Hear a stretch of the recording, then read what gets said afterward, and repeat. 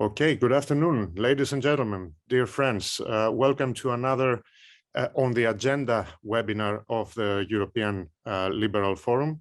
My name is Dr. Antonios Nestoras, and I'm the Interim Executive Director of the Forum. This is actually the second webinar we are doing on EU-Mercosur trade agreement and relations, because this has been a rather roller coaster of a file. At first, it was welcome as a sign of increased engagement of the EU with Latin America, and of course, another trade agreement to increase prosperity between the two regions. Then serious concerns were raised because of the environmental impact of the agreement. And then lately, we have a new development or a new element in the discussion concerning the agreement, and that is food security, of course, linked to the war in Ukraine, Russia's war in Ukraine. And today with us, we have a distinguished set of speakers to update us on the recent developments and give us their insight and inform us about the latest arguments in the debate. That is all for me. I'm not taking up any more of the time from the actual conversation. Thank you very much for joining, and hope to see you again in future events. Maria, the floor is all yours. I'm looking forward to the discussion and enjoying the discussion.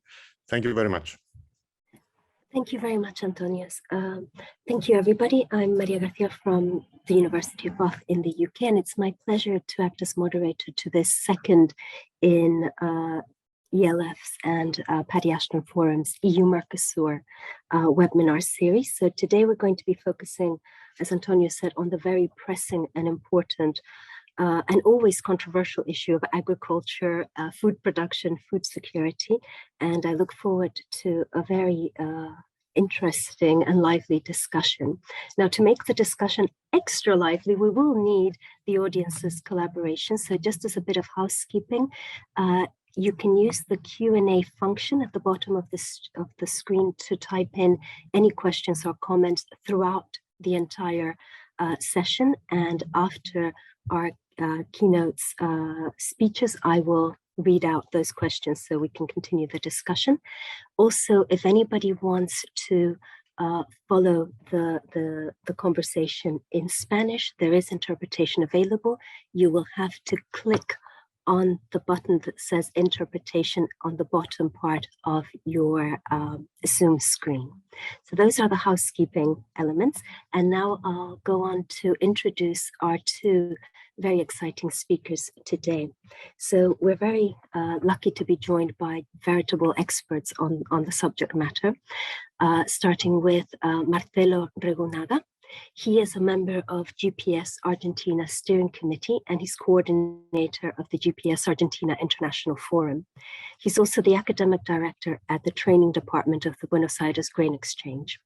He's also been an academic director and professor of the graduate agribusiness course at the University of San Andres in Argentina, and he is scientific advisor of CONICET in Argentina, and was alternate member of the managing committee of the School of Agriculture at the University of Buenos Aires. He was twice Secretary of Agriculture, Livestock and Fisheries, as well as Secretary of Industry, Trade and Mining in Argentina, and he was Argentina's alternate negotiator at the Uruguay round of GATT. So I cannot think of anybody better placed to tell us about the issues of agriculture in this agreement. He is also council member of the Argentine Council for International Relations and has served as vice chair of the International Food and Agricultural Trade Policy Council in Washington, D.C., amongst other things. Our other speaker is Max Primorac, who is director of the Douglas and Sarah Allison Center for Foreign Policy at the Heritage Foundation. His key areas of specialization are global development, especially the adverse effects of China's global expansion and climate policies, waste, fraud, and abuse in US foreign aid, complex global crisis, and international religious freedoms. So again, very well knowledgeable to talk about how China, Latin America, how that is affecting food trade and food security. Max Primorak also served in the United States Agency for International Development, performing a variety of duties, including those of Deputy Administrator and leading the Bureau for Humanitarian Assistance as a Senior Advisor for the Middle East Bureau. He was also US Vice President Mike Pence's envoy to Iraq, and was part of the administration's efforts to end the need for foreign aid by promoting market-based solutions as the path to sustainable prosperity. He has extensive experience in the Middle East region, including as US Department of State Senior Advisor in the Office of the Secretary of the Anti-Al-Qaeda in Iraq campaign, and as Deputy Director of US reconstruction efforts in Iraq. He also worked for Deloitte Consulting in Kabul for several years. He has founded and led 2 nonprofit organizations. He was president of the Institute for Stabilization and Transition, advising governments on post-conflict strategies as well, and has published in numerous journals and media outlets, including the Wall Street Journal, National Review, Christian Science Monitor, Foreign Policy, Journal for Inter-American Studies and World Affairs, and most US regional newspapers. So we've got a real treat in store today with 2 very high-profile speakers, and I can't wait to hear from them. So if that's okay, we can take it in the order that I've introduced them. So Marcelo, the floor is yours whenever you're ready. Well, thank you very much for the invitation. I will share my presentation.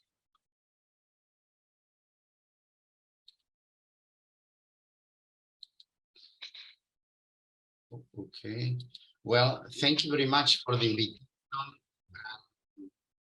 As you know, we are discussing how cooperation strengthens food security. I want to highlight that now we are living a new geopolitical configuration that highlights the importance of cooperation of countries sharing similar values as Mercosur and the European Union. So now we should look at Mercosur as a more relevant issue to find solutions to global food security, energy strategy and investments, which are very important in terms of sources, and particularly because we have also the opportunity to produce renewable energies. In addition, very important to define where will high-tech focus on bioeconomy and technology communication, because it could be with the West or with the East. Finally, I find that we need to find common solutions in reform strategy because we are geopolitical friends. Such purpose should be highlighted. Food security is a major global issue that has been increased by the Russian invasion. The challenge has been always produce more food to meet the growing world demand, but this carefully integrated global approach to secure the access to nutritious and safe food. This is a global challenge, requiring at the global level efficient use of land, water, and energy. Production systems should be friendly with the environment, with less fossil energy. Low-income consumers should have better access, and this is through prices. And in addition, for some developing countries, agriculture is a major contributor to social development. So we have a dilemma. It is how to achieve harmonious coexistence between economy, ecology, and how Mercosur and the European Union can contribute to it. We find that bilateral cooperation could be a strategy. The solution should be a global approach, not a unilateral approach, including reforms in production systems and trade. Many relevant regions have intensive production systems that are deteriorating resources with high impact on warming. They need reforms. Solutions will be reached through alternative approaches for food production system. Some of them could reduce supply growth in some regions, as is some of the Green Deal proposal for ecological production. Marcelo, one moment. The importance on these solutions, it must be science-based solutions. Marcelo, are you able to speak into the microphone, please? We need increased investment in research and development and international cooperation. And in addition, we need more dialogue to better understand the alternative solution. There is not a single one. Mercosur is the largest net exporter, be part of it. But for that, also a small trading system is crucial to global security. So we find that more bilateral dialogue Mercosur UE is needed to find global solutions. Just to show very rapidly, we don't begin from the same point of the part. In the upper part, you can see how we are boosting now and how we capture carbon because we are reproducing biology. In the down part, you can see how some countries and how areas in the European Union need to change because they have been destroying the soil with no capture of carbon.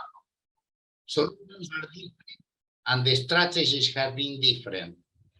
What we find today to approach with food security and global warming, the European Union, the Green Deal, and the Farm to Fork and new barriers, the design has been unilateral. Now through trade barriers, they are trying to impose it global. And this limiting market access that doesn't contribute to European and global food security. Some of the targets will impact on European Union and Mercosur contributions to food security. We find that new international context is challenging previous decisions. The Southern Corn approach is different. We have begun these reforms 3 decades ago, and now we are massively implementing the sustainable intensification strategy. That this means technologies that are allowing increased productivity with production systems that are environmentally friendly, and they regenerate soils and increase water source efficiency. When I was mentioning that Mercosur is part of the solution, because we are the largest net exporter. And in the projections by OECD or other projections, we can find that Mercosur will be having more relevant contributions for the future. So we have 2 alternatives: cooperation between the EU and Mercosur that could improve productivity, sustainability, and food security with more accessible prices for developing and importing countries. Competitions based on trade barriers imposed by the US, unilateral, non-based on science, but on precaution principle, not value within WTO principles, will limit affordable food security. I will go very fast here. This is how we have been adopting all the technology that allowed us to increase productivity while have production systems friendly with the environment. So we were able to reduce the agricultural use. And the most important, we have been during the last 20 years reducing carbon emissions per unit of agricultural product, as you can see in the lower part of the graph. In addition, we find that we need our part to be transparent and to position Mercosur. For that, we have different alternatives. First, good agricultural practices, regulations on natural forests, conservation and selected good agricultural practices, biosafety and bioeconomy regulations and incentives, low carbon and zero carbon certification programs, and other certifications like agroideal, territorial intelligence, or BISEC, multi-export platform in Chaco for the use of forest and soybean production. Final remarks. Addressing food security, climate change, and natural resources sustainability at the same time is a crucial challenge for both the European Union and Mercosur. Regional production and consumption imbalances around the world are very relevant today, and it is expected that that situation will continue and eventually increase. For that reason, a smooth trading system is crucial for food security, and we need bilateral and multilateral solutions. The trade agreement could be a bilateral solution. Southern countries are major exporters implementing production intensification strategies which are friendly with the environment. They are part of the food security solution. The European Union unilaterally decided prior to the Russian invasion to implement the Green Deal to cope with climate change challenges. Now, China trying to impose this strategy to third countries. Non-science-based trade barriers imposed and currently proposed by the European Commission are a serious threat for global food security. A more balanced dialogue among the two regions would provide a better understanding of global solutions, climate change, and food security. The new geopolitical scenario suggests a reassessment of the Green Deal strategy and the integration and cooperation with Mercosur. Thank you. Thank you very much, Marcelo. I'll now pass on the floor to Max Primorac. And could I just ask everybody to please speak towards their microphones, because it can be a little bit difficult at times to hear. Thank you very much. Max, the floor is yours. Dr. Garcia, Maria, thank you for introducing me. And I just want to thank the sponsors for giving an opportunity to speak in this forum. First, Maria, can you hear me well? Can you hear me? Yes, we can hear you very well. Okay, good. I want to discuss the prospect of an EU-Mercosur agreement within the framework of two strategic factors. First is the global food crisis, which is our topic today, but also want to get into Communist China's efforts to refashion and dominate the liberal international system, because that negatively affects the global food supplies. Last week, we learned from the International Monetary Fund that 345 million people from 48 countries are in danger of acute food insecurity, and what has become the worst food crisis since the global financial meltdown back in 2008.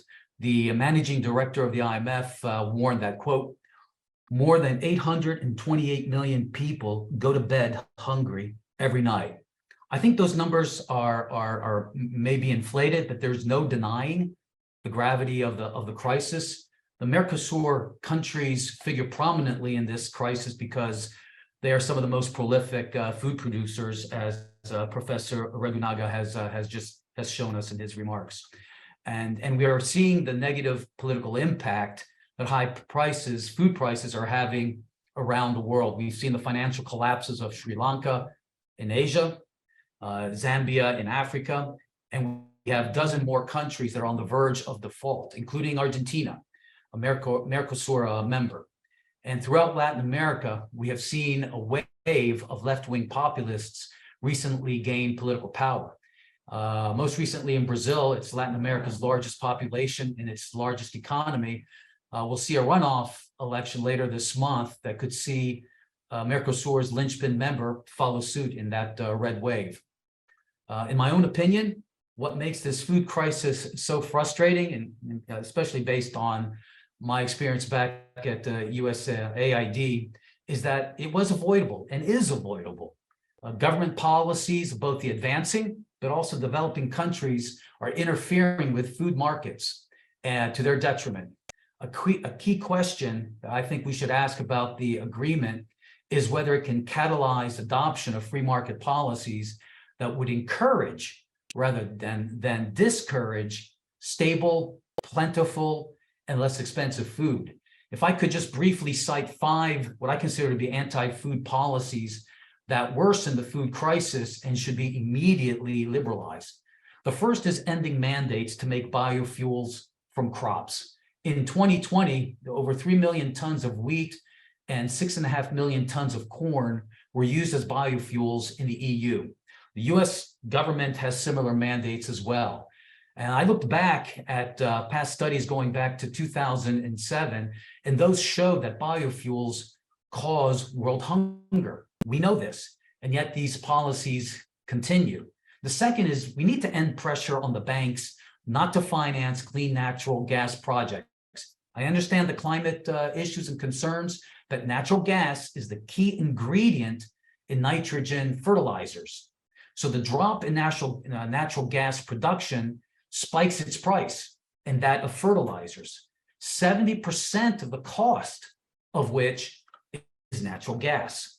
So expensive fertilizers in turn have spiked food prices, and poor farmers in the developing world have ceased using them with catastrophic drops in crop yields. The third is the ending the promotion of organic over conventional farming. Despite its popularity, and I don't dispute that, I buy it myself, in the West, organic farming produces about 1/3 less food, requires 78% more land, and costs 50% more. I mentioned Sri Lanka earlier in its financial crisis and failure to pay its debts. Went all in the organic farming, and this led to crippling food shortages and eventually its financial collapse. I think it's time for the West to ease these mandates and allow farmers, especially in poor countries, to produce more food as the market, not the government, mandates dictate. And lastly, I think we need to end export and import restrictions on food that lead to shortages and higher food prices, and that particularly harm low-income countries the most, and then in turn cost Western donors billions in food aid as compensation. Mercosur countries are guilty of this practice, but Europe overprotects its farmers. US, we have similar problems as well. It is the market that is the best manager of supply and demand. Let it do its work. So if the EU-Mercosur agreement addresses these obstacles to food production, it will enhance stability in global food supplies, enhance prices to the benefit of those most vulnerable to food insecurity. Now, if I can address China, this is very important. China is, first of all, a massive food hoarder. And even prior to Russia's aggression against Ukraine, China's food stockpiling was responsible for historically high food prices.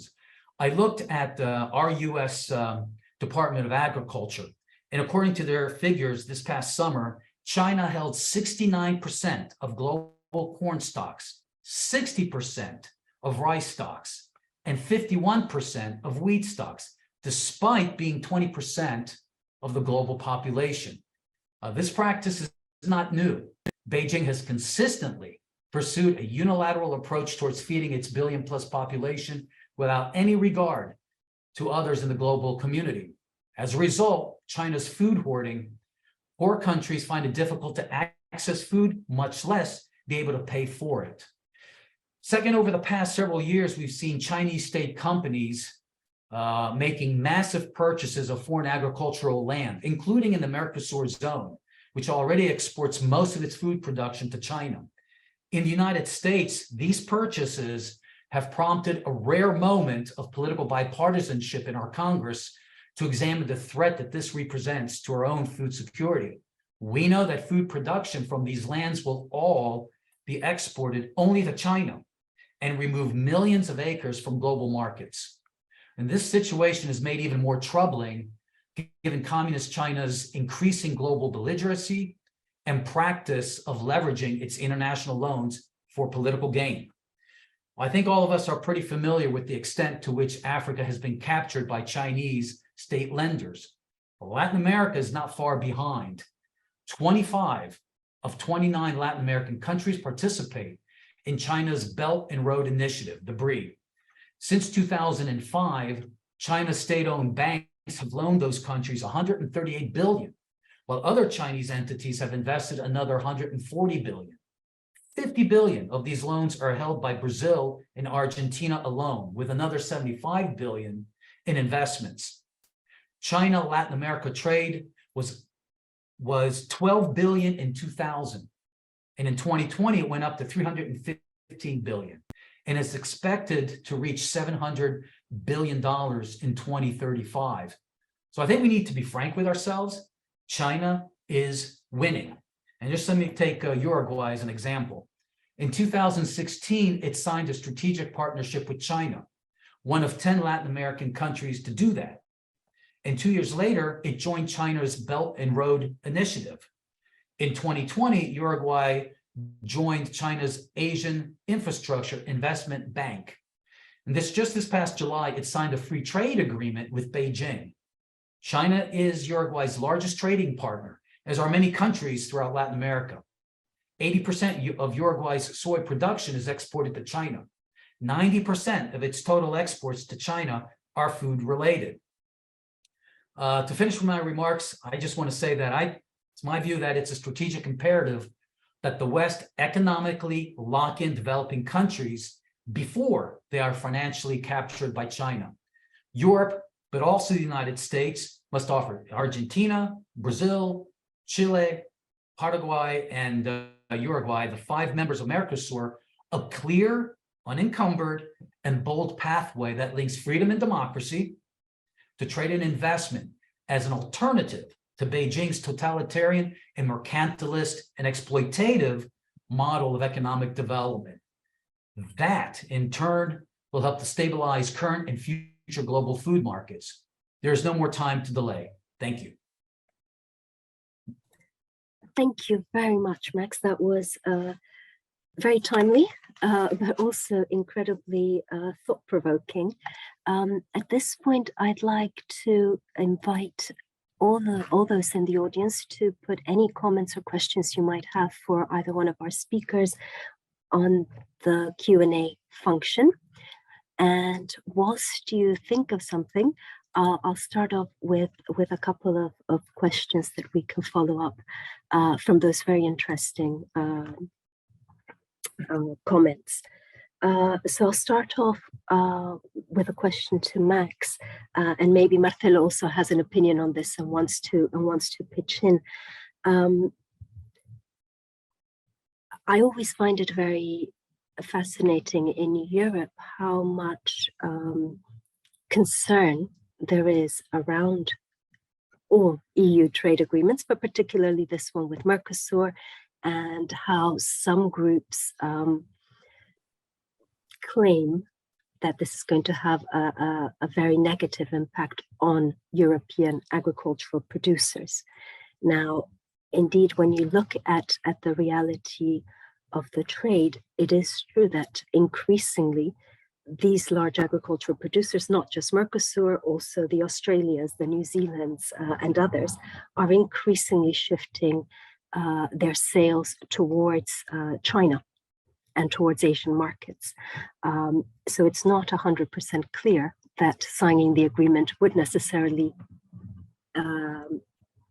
generate a massive increase in exports to Europe and putting European producers at a disadvantage. So the question is, that demand from China is there. It's been growing over the last decades, particularly around soya, particularly around other products. I know in Brazil, there's been discussions and concerns around the potential for the reprimarization of the economy, simply because commodity prices were at high prices. There was demand from China, so it seems a useful strategy to just fill that demand. So my question to Max is, what can actually be done to reverse it? And is this agreement enough? And I think to Marcelo, the question would be, you've highlighted that from a Latin American perspective, the agreement is nowhere near generous enough in terms of agriculture. So if part of the aim is to try to shift the geostrategic environment and try to curtail a little bit that increasing role of China in global food supplies, what could the EU be doing? What does it need to do beyond this agreement to achieve that? Thank you. Sure. Thank you, Maria. I've been in government twice and had senior positions, and there are always trade-offs to policy decisions that you make. There's obviously, on the positive side, things that you want to achieve that are part of your administration's goals, but then there are negative sides to it.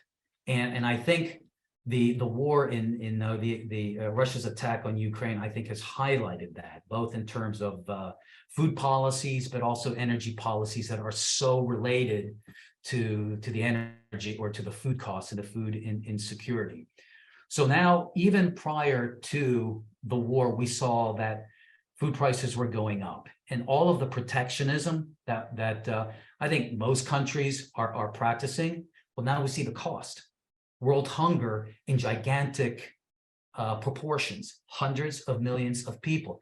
And we see now the political costs of, in Latin America in particular, with left-wing populist regimes coming in, because of their economic policies of growing the state, more centralized control, are going to make things even worse. We saw the climate agenda, and the Professor Ruginati, you mentioned the Green Deal and how it was unilaterally imposed. Everybody understands that we want a cleaner planet. We all understand about the threats of global warming. We all understand the benefits of reducing carbon emissions. But by pushing it so aggressively, Europe became dependent on Russia. It has dramatically cut back on its own fossil fuels. And now Putin has been given an opportunity to squeeze Europe and blackmail the entire world. And what is really terrible is, while the world is suffering both in terms of high prices for food and for energy, Russia's making a lot of money. So I'm hoping that world leaders look at this crisis that we're in, that people die. In 2022, we're having massive numbers of people going hungry and dying from hunger. That to me is unacceptable in 2022. And from my own research, but also my own experience in doing development for 30 plus years, much of it can be laid to the feet of bad government policies. So if we want to end world hunger, we want to increase food insecurity, we're going to have to go back to those trade-offs and make a better calculation of what we want to support and not support. Thank you, Max. Marcelo? Marcelo, could you really come close to the microphone? Do you hear me, or you prefer me to speak in Spanish and you hear the translation? Can I just ask, are the translators able to do that as well? I didn't hear you, Maria. Oh, sorry. I can hear you now. Let me just check. Yeah. So I can speak in English. Yes, if you want. Yes. Okay. Well, I find that the Green Deal, as I mentioned, and how the EU was looking at the trade agreement with Mercosur was different, or it should be different politically.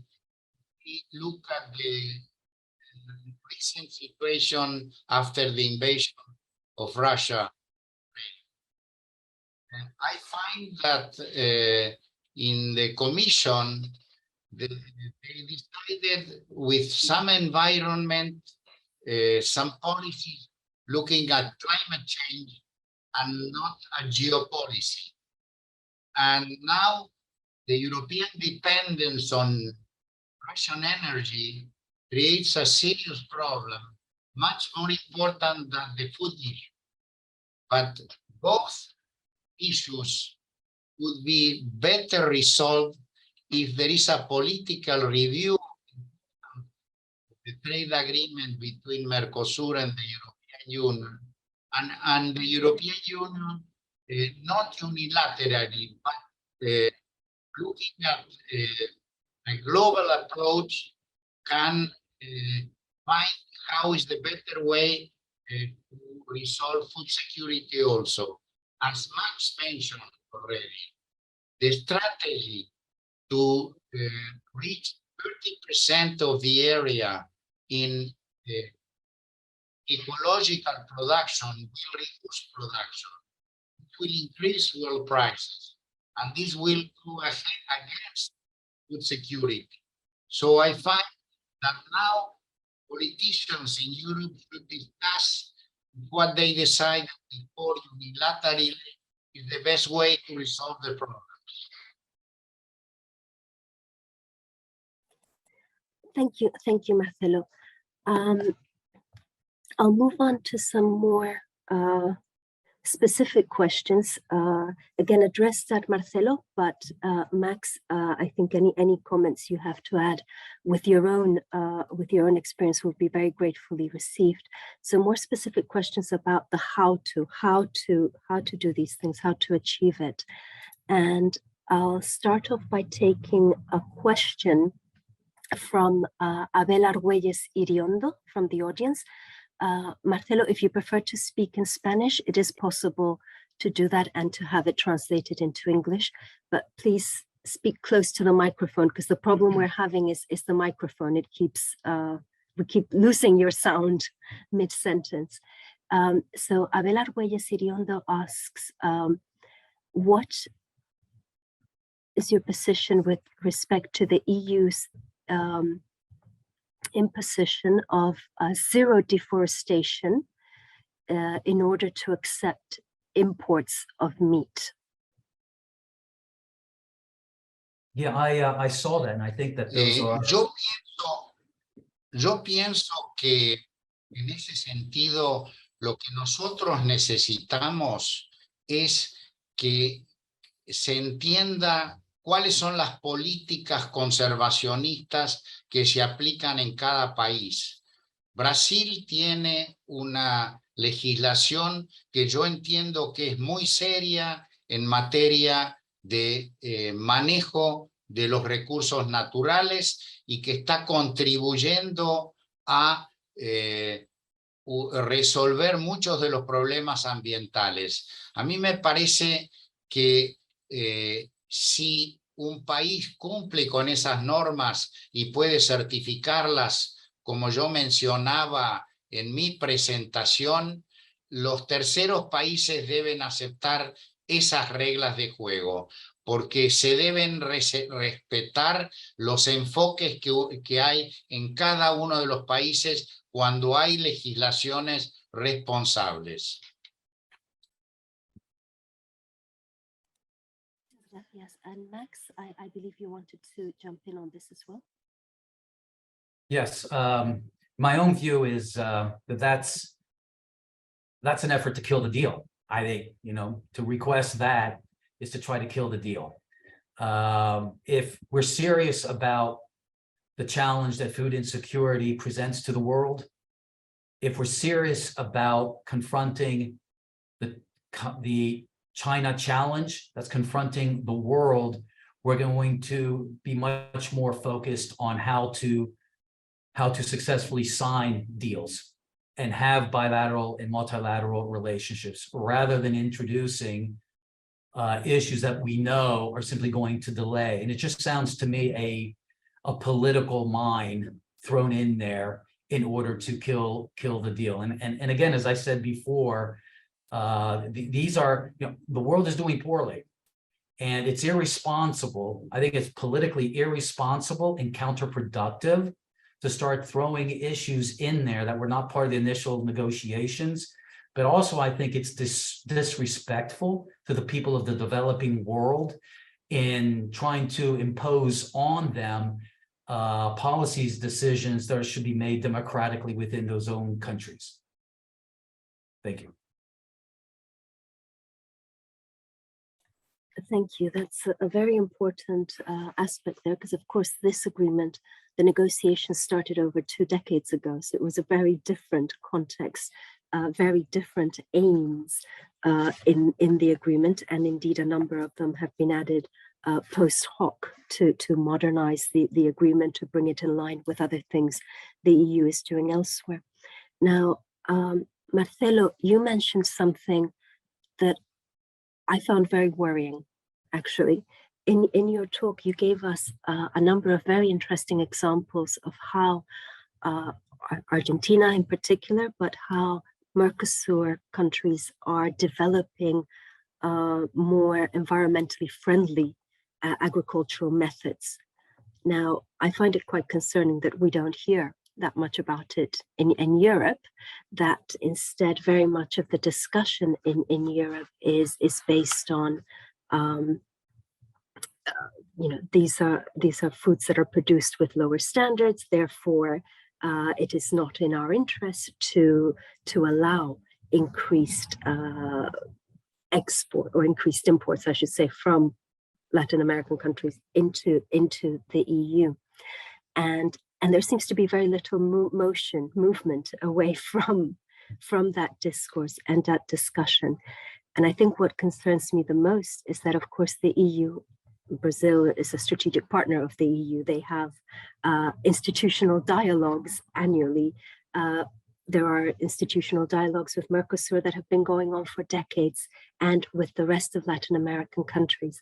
So what is it that has been failing? Because at this stage in the game, we should have better communication channels between the EU and South America. We should have that better information and better channels for exactly what you were presenting to us, to be made obvious to not just the European Commission, but also the European Parliament, also other European member state parliaments and civil society groups. And yet that doesn't seem to have worked. So what have we got wrong? What have we been doing wrong all of these decades?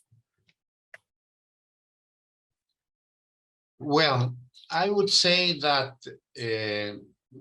in general, both in our countries and in the EU, we know very little from each other.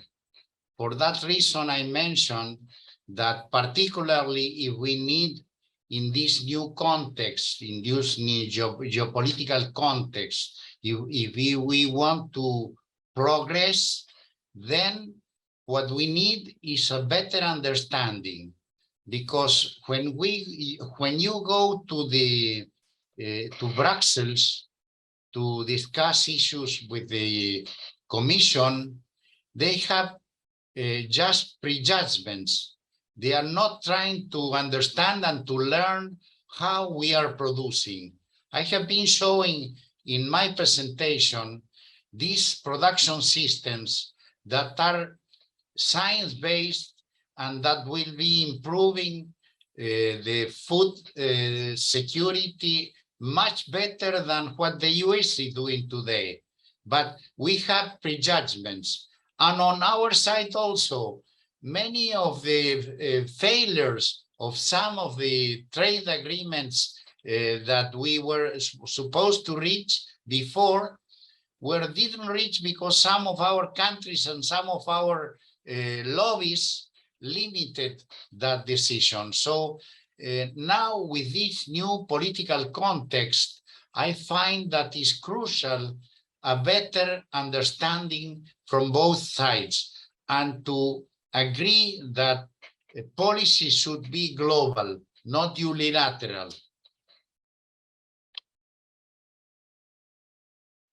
Thank you.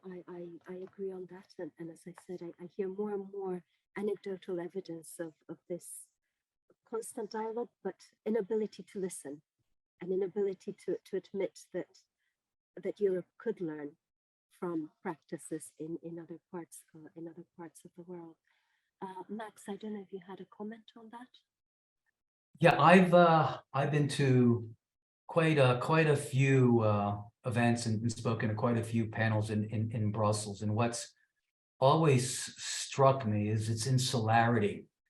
Despite representing so many countries, it seems very insular to the needs of the EU and fails again to understand adequately the impact of their policies on the rest of the world.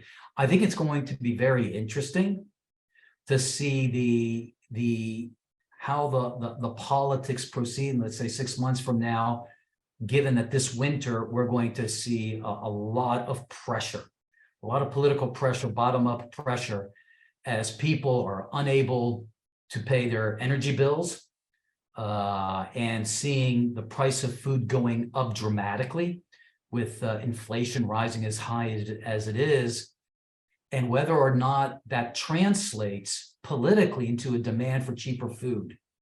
And as we know, Europe is able to find cheaper food not only from Mercosur countries, but from Ukraine as well. There are places where Europeans can buy cheaper food.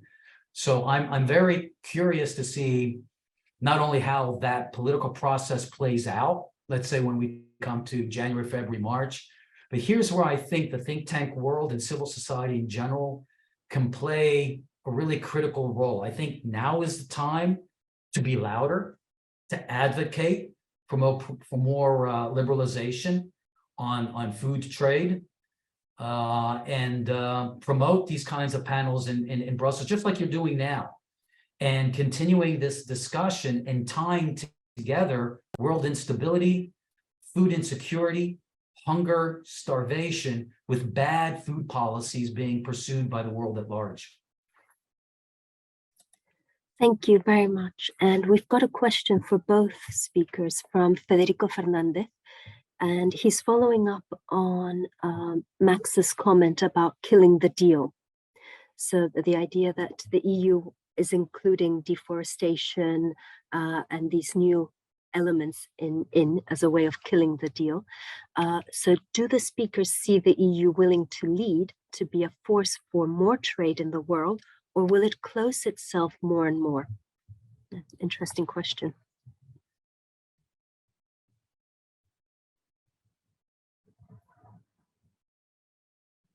Well, actually, I find that there is a different position if you dialogue with politicians in the European Union or you deal with the bureaucracy. The bureaucracy is still looking at protectionism. Many politicians are looking at the new international situation and trying to find out how through this trade agreement or through more liberalization in general. For instance, WTO is almost dead and we need to improve WTO.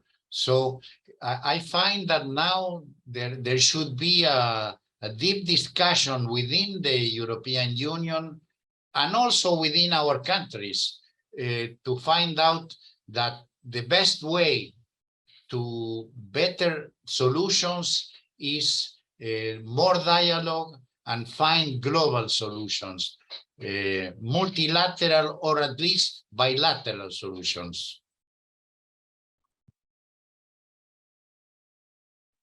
When I look at, I follow EU politics every day. And it's appearing to me that the EU system is not meeting the challenge that I think everyone believed that it would do. You just look at the manner in which the members are handling the price of gas and what to do about it. In Germany, the largest EU country pursuing its own policies.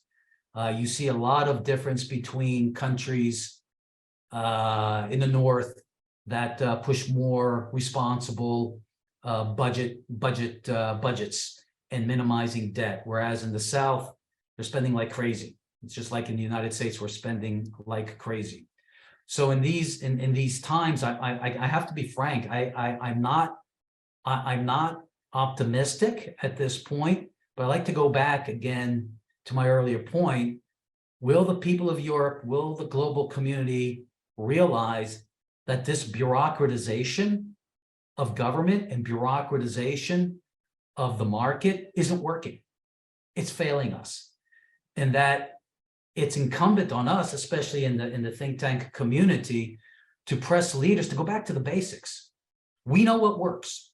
Free market prices or the free market works. It's the fastest way in which to send price signals to producers, and they produce quickly. Bureaucrats, and I've been one of them for quite a few years, we're stuck in our little echo chamber and we don't know. We think we know, and we can do a lot of harm. Let the farmers, let the agricultural community do its thing, and you do it through the market process. And at this point, I don't see the Mercosur EU dialogue or even the agreement moving in that direction. Again, I hope that post-winter, the situation will be bad enough that ordinary people will resort back to common sense and demand that their political leaders do so as well. Thank you. Thank you very much.